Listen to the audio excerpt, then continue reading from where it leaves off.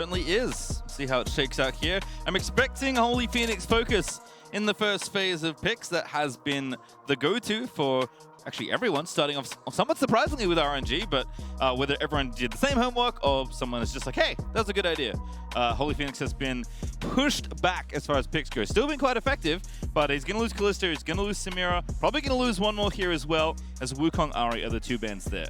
Wukong Ahri taken out. Just one final note on the rivalry between the two. TCL has the heads up in the matchup, 9-6 in their favor, and they also grabbed the first one of the tournament. Yes. So not only does a win, needed to keep them alive at the tournament, it will also give them the 2-0 over Brazil, as well as continue to advance the history in their favor. It's been quite a ride, actually, in this group, Redken is coming out swinging against PSG Talon. Thought they were maybe even favored to take the game of Wildcats. Then all of a sudden we're looking at second. And then PSG Talon's coming up and RNG is playing 10,000 games. And it's all happening. Yeah. As Kai'Sa continuing the trend, they're going to ban away another AD from Holy Phoenix. Yeah, man, you can just tell. It's like one of those things that feels good and bad at the same time. To be like, yeah, they put respect on my name. They're banning me out all the time. But also, God, I would love to play some of these champs. Yeah. And not going to get to play Lucian either. Have to respect that one on the red side. Taken away from Titan. So, makes sense. I mean, Lucian's very strong. Kind of, these three champions on the red side are starting to become the potential, commonplace bans, at least in this stage of the tournament. That does leave Gwen open. That does mean Gwen gets picked. Did have it last game there for Gugo. Yeah, see how it goes. Gwen's in this been game. rising in priority a little bit. It feels like it's always interesting to track the trends that are going on over the course of the event. Like you said, the Lucian is absolutely terrifying. In terms of permanent full presence champions, it's Ahri and Lucian only. Yep. Kind of falling more and more into the ban side. Ahri gets through a little bit more. Lucian only got through 4 times, banned 17 of other games. So people know how strong he is. I think going forward, no one's going to get him. We've seen too many times now when you just pair that up with the Nami. It's too disgusting. Yeah, Gala played it. We're like, okay, it's off. We're done. Lucian's off the menu. No more Lucian for anyone. Funny enough, Gala's the one who gets it. Yeah, I was like, what? But then, I don't know. Sometimes you got to test the limits, and then you realize why you don't do that. As Tryndamere and Jhin, interestingly, going to get picked up here. So already a different look at attacking this Gwen. We're going to see a lot of this, right? Gwen's going to be probably a very hot blind pick or first pick on the blue side. So teams are going to have all their different Gwen answers prepared. So very interesting. Haven't seen a ton of Tryndamere this tournament thus far. Was very prevalent in spring, then kind of seems like he fell off the face of the earth with some of the nerfs that came through.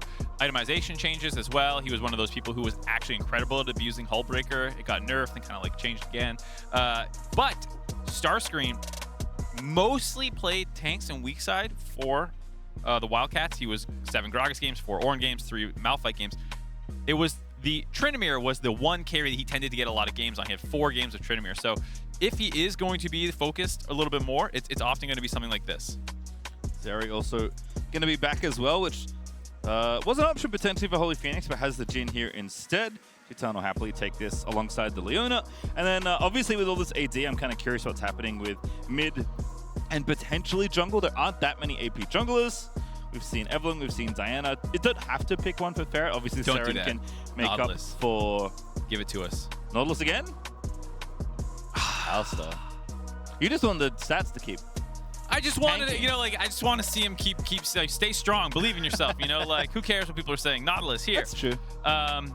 But not the case. Something a little tankier in lane. Also, the Zeri Leona does feel like something that could be abused. I wanted to see, like, maybe you go some sort of range support to try and harass the Zeri, who's taken a number of nerfs over time, gotten a lot weaker in the lane phase. Leona also does have kill threat, but otherwise doesn't have a way to answer a lot of range matchups. Instead, they go for the support, the engage with the Alistar. Makes sense, given that Ferret will probably want to go something a little bit scrappier. He does favor the carry champions quite a bit.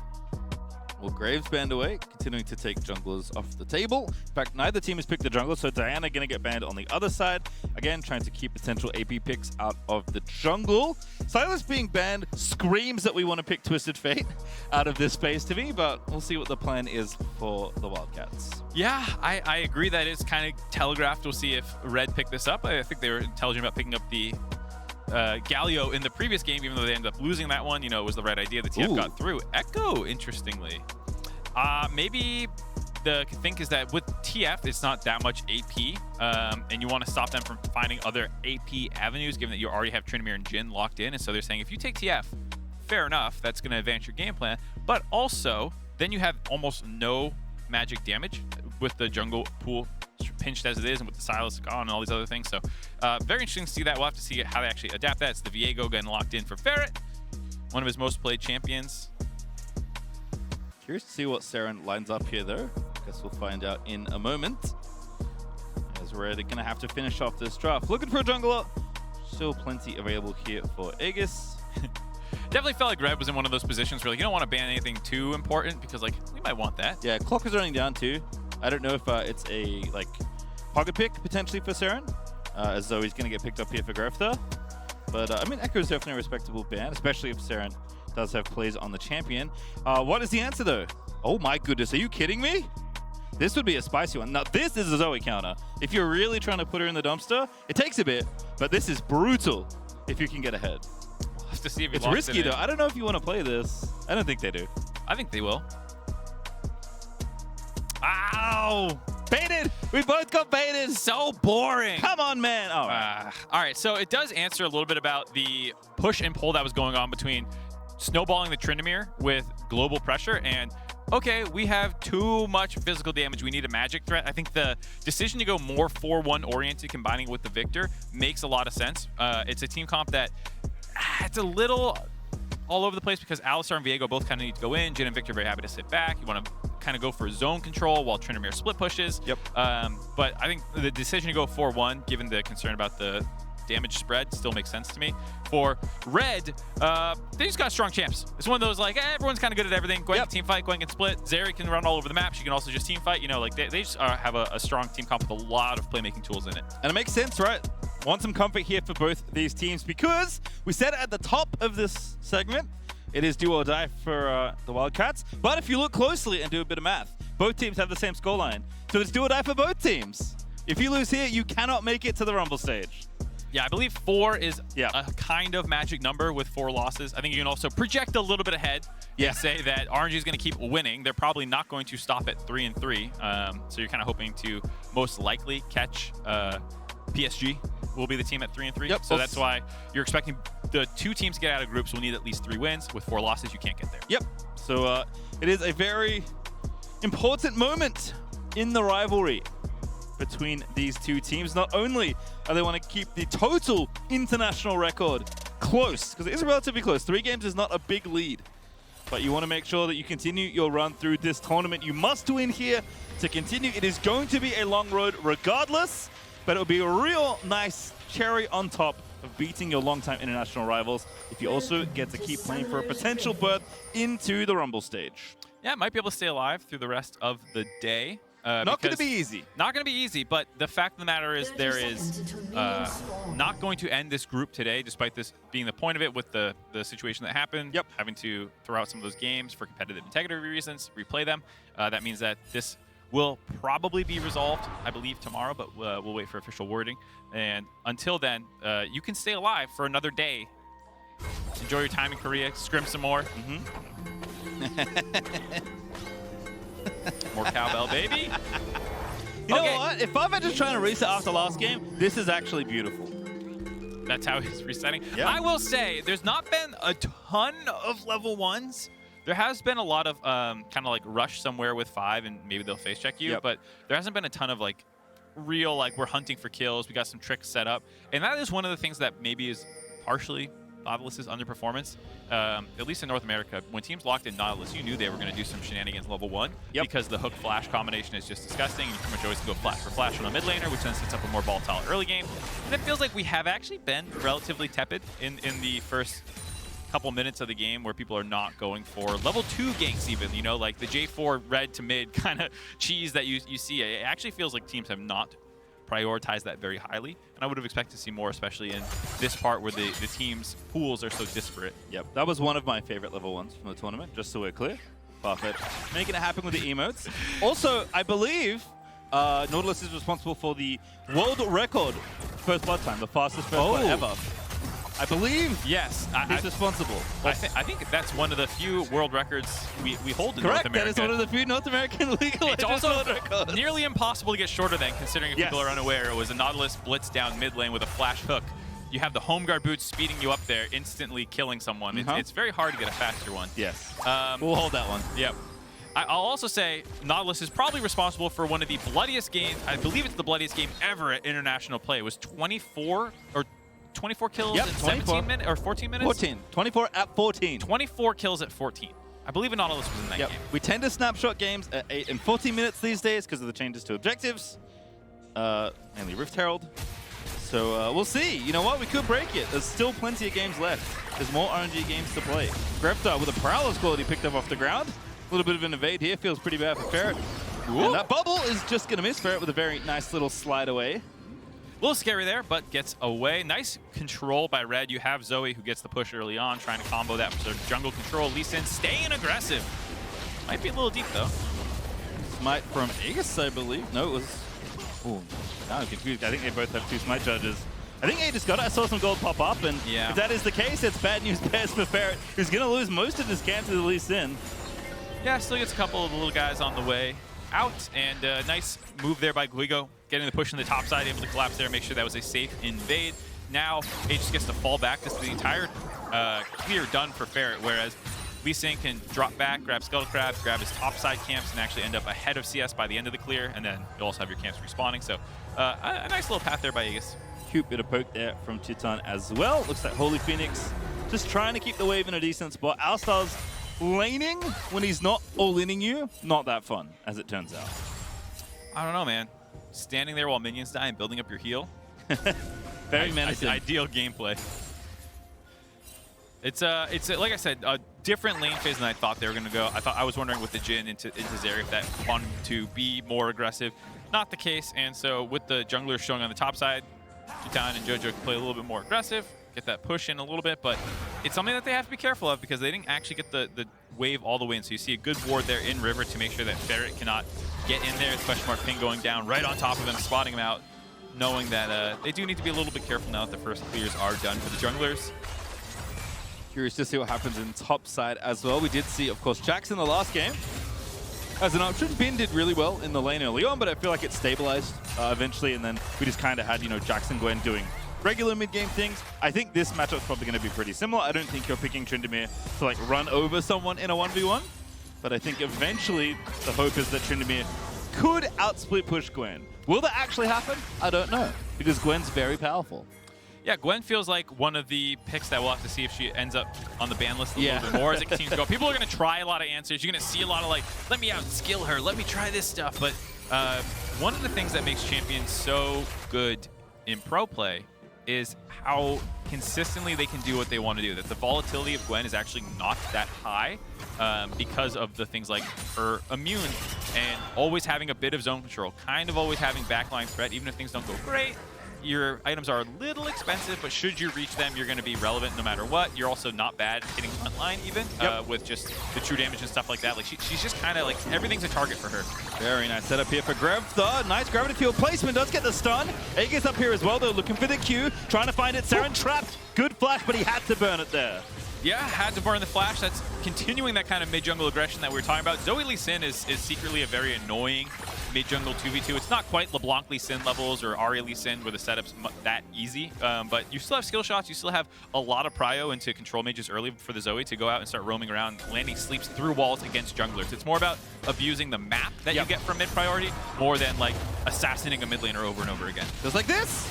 Once again, we invade the enemy Krugs. JoJo's here, Zoe's roaming up. Farfetch on the long wraparound, but Saren's basically trapped. Waves pushed in, can't safely move through the fog. So Reddy gonna have all this control. In fact, Gwen's even just straight pushing the tower. Took a plate there as well. There's gonna be no dive. Wildcats do fend that off, but great topside pressure there for Red, invading the enemy jungle nice and early. Yeah, continuing this game plan of aggression in the jungle. Good decision not to try and dive Starscreen there. That would be disaster given that he hit level 6 already. And you're just kind of wasting enemy time. This is one of the other advantages of this is it's allowing Zeri to scale up. It is one of the concerns that she has right now, being a little weak in the early game. But if you put all the pressure on the enemy jungler, he cannot make a gank happen. The lane itself, not super difficult. And by controlling Wildcats, Red is able to give themselves the ability to kind of scale up in both their lanes. All right, catch here maybe for Ferret. Aegis, not that tanky. JoJo, they're going to lock one down. Q lands, Ferret flashes. But Aegis does not want to continue. Greftar, though, roaming up. He has an ignite off the ground. They're going to go for it. He goes over the wall. Still asleep. And now the damage is coming through, and that is first blood for the Red Kinnids. There you go. The blue as well. Oh, makes it feel even worse. Grefthar and Aegis comboing together, popping off, controlling both sides of the jungle, stealing the blue away, finding first blood, forcing flashes. This is the mid-jungle show right now. And there's level 6 as well for the Lee Sin off the back of the blue and the Grump that he took away from Ferret's jungle as well. Again, you said already, Mark, it is not so much about the lane setup, it is about the jungle setup. Yeah, here you'll see again, just a little bit unsafe with the path there, thinking that he can get to the blast cone and be safe, but Farfetch gets stunned up right before then. Not 6 yet, actually relatively squishy. They finish him off. Now you can start picking up flashes. Grefthar able to grab that one. No one else to actually kill with it, but it's always the best part about playing Zoe at the end of a fight when there's like 6 flashes on the ground. Yep. You start spamming them. Feels good. You know what? Just press the button. Makes you faster, feels fun, even if you don't get any kills. That's probably one of the secretly strongest parts about... Oh, Spell Thief? Yeah. Yeah, well, the randomness of the things, oh, that's all fun, but just the move speed that you get in lane phase is actually really important for making her feel so safe and hard to gank, because if you start showing to make a move on her, if you're not instantly on top of her, she can easily just pop one of her summoners and get away very easily. Yep. Or one of your summoners, depending on... Yeah, depending on or a what random happens. one she picked up. Who knows? Like this might. XD so random. Barrett, gonna get bubbled? Yeah, beautiful. Asleep we go. This looks like a kill on my screen. To see to land the Q, it's so easy. No execute even needed for Aegis. Man, Grefthar does not have a kill yet, but he is the star of the show for me. He's looking real good on this Zoe. Comboing with Aegis as well.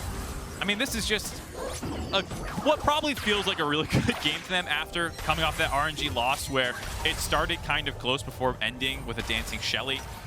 That's got to feel bad. So to mentally reset and instantly start controlling the Wildcats thus far is very impressive. And I think speaks to the win that they had over PSG not being a fluke. Yes. That was nearly a perfect game. It was a kill-less, or deathless game, I should say. A no-hitter of some sense. But the fact that it was not just like, oh, PSG didn't show up. I think that's what the story became after they lost to the Wildcats before. But now they're showing it's not a fluke.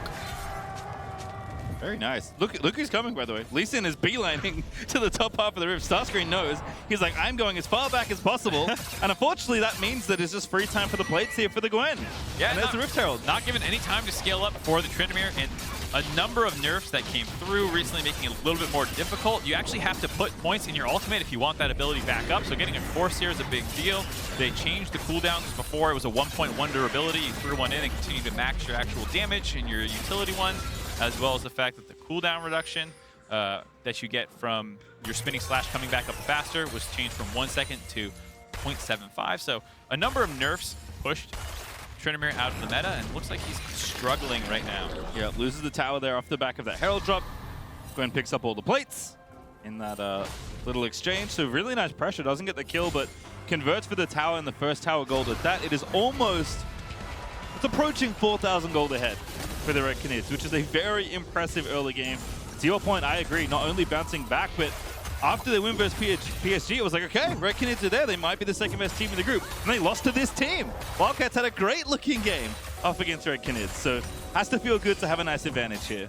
Yeah, I mean, what we're talking about, you know, there's still an outside chance that you can find your way in there. It's not going to be easy, but if you can claw up to 3-3, you get a rematch versus PSG. Maybe you can make it happen. We'll have to see it. They do make some big mistakes, I think, is the concern for Red, where they have clean early games. They seem to have a good grasp of what their comp's going to do and how to execute it and these kinds of things, and then some fight doesn't go their way. I think that's what PSG was able to show. I think it was against them earlier today when they evened out the head-to-head. It was close, it was back and forth, and then it was like this insane team fight from PSG at a Dragon, and that's where we've seen the biggest discrepancy is, here's how we're going to vision control and actually pincer or flank or set up your team fights. All right, well, if we can keep isolated skirmishes, keep the Zoe Lee Sin stapled together, keep the Gwen rolling, it's going to feel good. Working out so far here as Jojo is looking to investigate perhaps this Dragon. It's been very lonely for the poor Hex Dragon. Yeah, I'm a little surprised to see Red not try to grab that. Zoe has had the push for a portion of this game. He would have expected it. So it's going to go over free to Wildcats. Not the end of the world, just a single Dragon for Red. Obviously, they don't have too much priority on it, but it seemed like there might have been a window or two to grab it. But they're much more focused on snowballing Guigo and controlling the Viego. Still battling here, but Starscreen just going to flick away as we'll take a look at the bottom side. It hasn't been a lot about it in this particular game, but this is our Mercedes-Benz feature matchup. And this is the big one, right? Holy Phoenix is just getting bullied as far as things go, as Gwen is getting aggressive there. Starscreen in trouble, has to burn the ulti. Is it going to run out in time? We'll find out in just a moment. He's going to go down. The Ignite should be good enough. And that is going to be it. We go with the solo kill. Hold on, Farfetch making a play on the bot side. All right, trouble in paradise here in the bottom half of the rift is Wildcats trying to make something happen, but the stun lands in. Beautiful steal for Aegis, gets his third kill, and that Chitan is starting to pop off. He was ignored in the early stages, but Zeri always finds a way in the fights. Perfect timing to bring up that feature matchup. Chitan getting involved with the rest of the team now. Farfetch. Oh no, feels bad, man. Aegis make it 4 on the day. Only 1 assist. It's bloodthirsty Lee Sin today. Yeah, it's still the mid jungle 2v2 popping off, but other people getting involved now. The solo kill on the top side. Chitan with nice flash in there, getting that damage thrown down. Kind of chunking out Holy Phoenix before that fight too. Holy Phoenix, it feels like gets so much attention sometimes, just never given the opportunity to get off the ground. He's a great Jhin player. Yeah. But if you're trying to funnel gold into an AD and have them carry mid to late, Jhin is not that pick, right? No. And it's just all this attention in draft that he received. He's like, I guess I played this good champion, but I'm in trouble. There's a level 9 Lee Sin trying to execute me, and he's going to be successful. Farfetch can't find the defense. Aegis popping off. Man, he's feeling himself, camping between turrets instead of recalling, waiting for the Lee Sin, or excuse me, the Jhin to come back. That is straight up solo queue treatment. I think everyone who's jungled and has done this one before, where you just wait for the laner to walk back through lane in between 2 turrets, you kill him again, you tilt the hell out of him, you throw some emotes in his face, you go back to counter jungling. Ooh, 1v2 brewing. Jojo roaming up. Grefta here as well. Farfetch with the interference. Saren going to try and collect his potential kill. Grefta going to have to run away. Does not have flash, but Aegis is going to make it a big problem. Ulti not enough for the Alistar. Make it 1 more as Grefta picks it up, and Aegis was still going. Missing the resonating strike onto Saren as we do have a kill again. Gwen takes down Trend. Gwen popping off the 2v1. Finds the kill. That is one of the areas where that nerf comes in. It was a 90 seconds to 130 second cooldown. Starscreen just barely didn't have his ultimate up there to actually scrap that one out. Ends up going down. Great bubble. If he had died somehow from that angle, I think it's like your mouse and keyboard is doomed. 95% of the last 2 minutes in the death chamber. Yeah. Something insane. Bad Time Island. I mean, the entire game is Bad Time Island for Wildcats. This is looking pretty rough. I mean, 9,000 gold ahead or so at 15 minutes is a pretty ridiculous early game. I don't have all the numbers for, what's the most one-sided game we've had gold-wise, but this is going to be up there, I have to think. Yeah, you'll see it again. Just staying in the Shroud. The important part about that, too, is it does give actual resist while you're in there, too. So it does make it very easy, or easier to sit in there and scrap things out. Barrett just not able to get any damage, and then here's the ultimate, not quite up. Hold on. Don't have time. Aegis is trying to kill people again alongside Grefta here, 2v2. Level 8 Viego, Grefta, portal jump, works away around a beautiful sleep under Saren. They're so good, the 2v2. It's been domination from the Red Canids as Grefta takes out Ferret again. Ferret just can't find the kill. He flashed back in, but just barely staying alive. Oh my god, that 2v2 was clean. Aegis breaking some ankles. Looks like he's going in, baits out the field to try and get the stun, but then he goes back out. That's where the ultimate gets dropped, and then he goes back in. Starscreen. I saw him start it, and I was like, I like the attempt, right? But it's not even going to get that. Sniffed out there by the Red Canids, and it could be another 1v1 kill. Grefta, look at the Holy Phoenix, finds it there with the Lute and Zeri combo, and it's another kill onto Starscreen. This is getting brutal pastry. Yeah. I don't know if we got to turn this off. NC 17 rating coming in. This is painful to watch. Wildcats getting brutalized all over the map, every lane, deaths across the board. Come on, man! Kill him. Come on, man! Do it. Careful, Zoe! It's so gross! It's so gross! Grapthar finds another. Oh my god, just Wildcats catching L's across the board. The only thing, again, saving this from a perfect game is the one dragon that they have been able to get. And the second herald's going to go over. I saw Chitan's player cam, by the way. He has a very big smile on his face. This is a game that's hard. Like, I dare you not to smile playing this game. Yeah. I dare you to look upset as you're crushing your regional, or your inter-regional rivals, I should say. Just such an easy chase down sequence. here. At this point, just caught out in the river. Gwen, not a ton of CC, but enough slows to make that happen. Obviously, Wildcats are just losing track of members on the map. No idea that Zoe's going to be there on the side of the wall.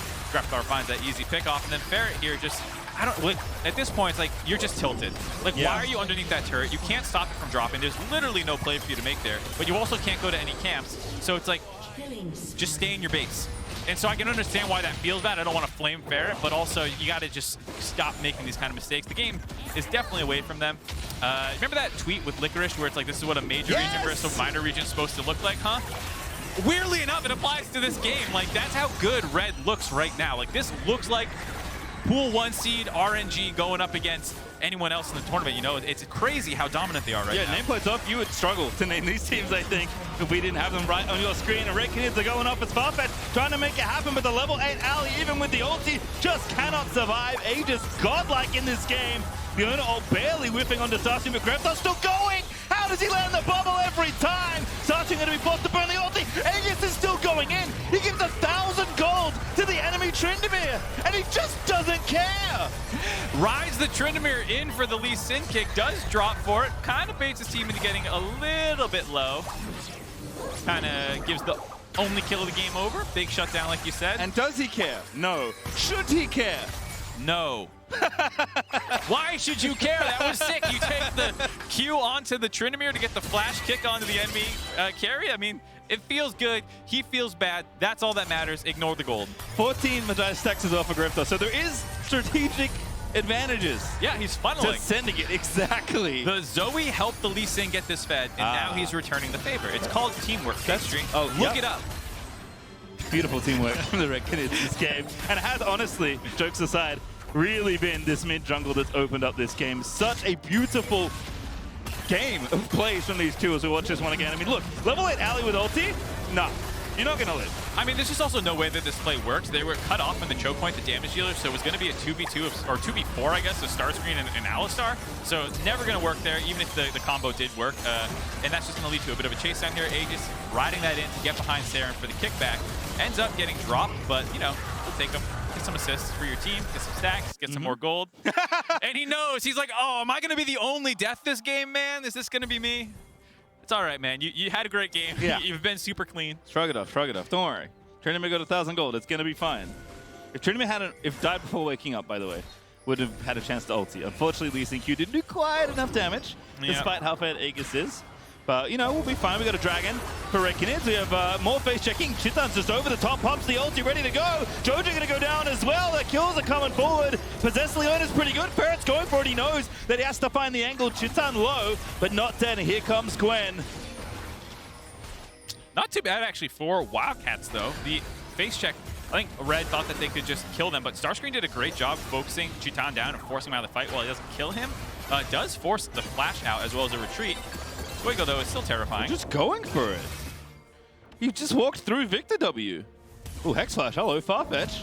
Aegis like, what are you doing here? He's like, I'm trying to give you to the enemy team again. Once again, the Starscream Bubble's going to miss. Good spin around, but it doesn't matter. Starscream, no ulti. And that play, ill-advised, goes the way of the Red Canids. As more face checking is happening, Gwen is immune. Oh, goodness. He really going to get out of this? Body block here for Aegis. The last bullet's not going to quite curve around. Oh, my God. And Gwen gets away. Gwen is a great... Oh, there we go. Yes. Let's go. Let's go, Holy Phoenix. Gwen is immune. That work? Yeah, I'm here for it. I don't know what immune, like immune, but I am sounds like a, you know. So I know you can be overwhelmed. Right. And I know you can be underwhelmed. So can you ever just be whelmed? I actually looked that up. I think you can in Europe. Whelmed is actually a word. Yeah. I looked it up. It's actually very similar to overwhelmed. Anytime that you're whelmed, you're also kind of overwhelmed. But it's not quite as intense. It's not quite as intense, but like if you could be whelmed at work. So if the gold lead was 50% in this game, yeah, it'd be a whelming gold lead instead of an overwhelming gold lead. Because right now it's an overwhelming gold lead. This is an overwhelming gold lead. And I think to your point, I think you can be mute. Holy Phoenix with the kill there does get some gold back. Again, anything they can grab is good for them, but you have to think Red Canids are going to start cleaning it up a little bit. I mean, I will say that little pick that they got into Gwen, even if they didn't kill her, that stopped a bit. I thought for sure that was, oh, those two are dead. Now it's going to be time for Baron. That little heads-up play there by them, finding the pick onto Gwen, was pretty big for stemming the bleeding. I'm not going to say that there's Wildcats have a chance of getting back in this game because it's like a 99.99% chance that they're out with an 11,000 gold lead for Red. But that was a good play. Twas. But Red are going to finally get themselves onto the Baron. It is an impossible choice for the Wildcats, but one they must make, especially face-checking Zoe and Fog is like... Feels bad, man. It feels really bad, man. And look at Grepta, again, running a bit of interference, trying to be defensive. Starscream with a decent flank, actually. Alstar going to go to bed, but Chitan with the wraparound flank, able to just hold 2 on the Baron. Grepta trying to find the angle. Starscream pop the ult a little bit early. Chitan rides away to safety. Seren, though, does take out Jojo, so Ferret's going to get a possession. And Red a little low, actually.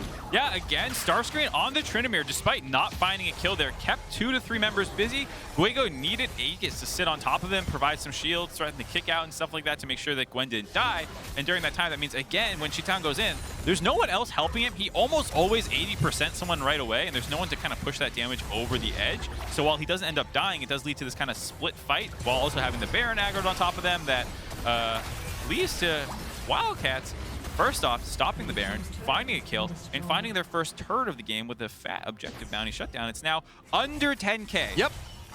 That's good. Positive direction, positive movement here. Yeah, for the Wildcats. Look again, Jojo and Chitan are like, let's blow up Holy Phoenix, but Leona didn't actually get any of the CC or damage to kind of 100 to 0 him, and then during that time that allows a turn for the Wildcats to find Jojo, and then you see Starscreen again, even though he's not killing anyone, in a lot of these situations, he's doing good work. He's putting threat down, despite being super far behind. Ooh, Flash is a little bit short for Seren, and that should be enough for the dive. Aegis actually straight up solo killed right there.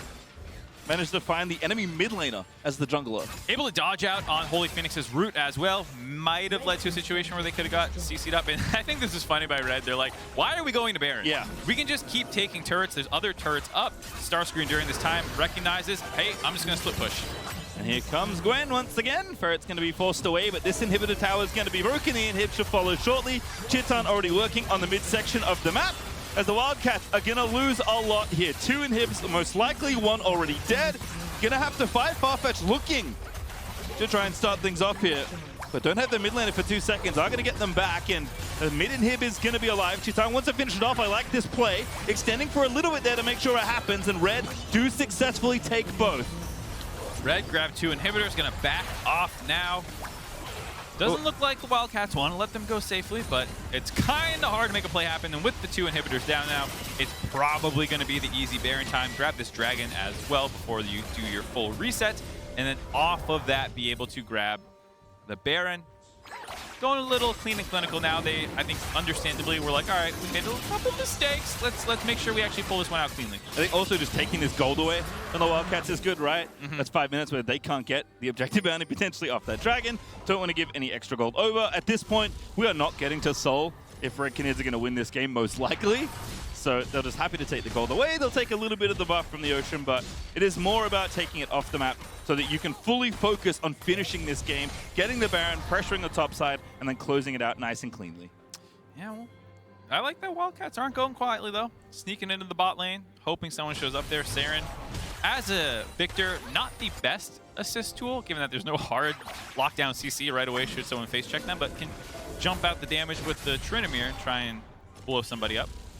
Starscreen continuing to get gold. We'll get more here again. Plenty of bounties to collect. It's a bit of extra gold there as Starscreen claims that one. But deep vision now being set up for Red, and this is nice. I like starting the Baron with only 2. There is warded. They are going to turn the ward off now, though. But I don't know if Wildcats can even do anything, is the problem. Like, you know what they're doing, but I don't think you can really safely face check as Ferret's trying to find a little bit of a wraparound there in the mist. Yeah, they're starting to go, though. There's a slow. Ferret going to have to buffer out of there with the ulti. Jojo flashing out of the way. Seren, solo kill by the enemy ADs. Jojo's there. Finds his teammates, so with the Zenith played back on the Farfetch, and Red have found 2 kills already, and they may not need the Baron to finish off this game. Yeah, Chitan just ganked Seren somewhere off screen, found that solo kill. Farfetch as well, trying to go in and think that the Leona's alone. It is true, but it's not that hard for the Red members to turn off the Baron. So Gwen, Lee Sin, over the wall, get those kills. Now they're going to grab their 3rd inhibitor and can probably just sit on them and end the game. Take this without ever actually getting the Baron buff on their side. in this victory. Biggest again, looking. Doesn't quite find the angle, but plenty of damage deals onto the tower. Holy Phoenix popping the ulti. Greftar's like, that looks like a sweep angle to me. Barely gonna find the sleep on the other side, but Holy Phoenix gonna cleanse out safely. Starscreen tag, does have ulti, back to the fountain he goes. As the second Nexus tower is gonna go down, but Stumble Wildcat's gonna keep on fighting. 4-man pole out of Farfetch. Damage shot there by Seren, but Chitan's on a rampage. Gwen's gonna start frontlining. Ferret's gonna get a reset, but I'm not sure it matters. Maybe though, the Wildcats can keep their game alive for a little bit longer. 2 kills now for the Viego. Now the Gwen's on the enemy team. As Ferret is gonna die to Greftar at the end of it all. And the Red Canids are gonna keep their tournament hopes alive as the Wildcats are fighting to stay in this game.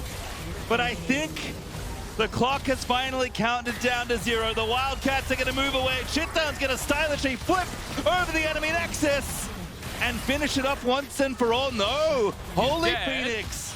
I mean, it's a 2v1. He just can't do anything. Yeah, I think this is actually going to be a defense here. The minions stopping the double super creeps from getting on top of the Nexus. I thought for sure the minions were just going to end the game. Yeah. They might still do it. There's a teleport up for Greftar Look at him on 20. go. He might just try and sit on top of them. Forces the alley ult. Gotta navigate. Jin stun. Not that tanky for the lead. Does have a stopwatch, but doesn't want to burn it here. And the minions, oh goodness, they're doing it. The minions, all right, they've been stopped. Aiden's like, wait a second. If they're there, I can keep going. Leona's running up from mid. The teleport for Greftar up now. Okay. It's tempting. I know it is, guys. Okay. Wildcats hold. A tough hold. Supers everywhere. Triple inhibs. I mean, they're playing Horde mode. Like this is different League of Legends. It's a turret defense game now. Yeah. It's balloons. We've gone all the way there. Oh, it feels like one of those old used map settings, you know? when you're playing like where League of Legends came from with Dota and all that. It's like, all right, just make sure that the turret doesn't fall. Don't have much gold to put up defenses though, but they are going to try and stop Red. Baron's still an option, of course, here. The Wildcats will be contained to their base, but Red aren't interested in that objective. They just want to win one last fight here. That's all they need. Hex Splash looking, finds him just barely on the edge of the pole.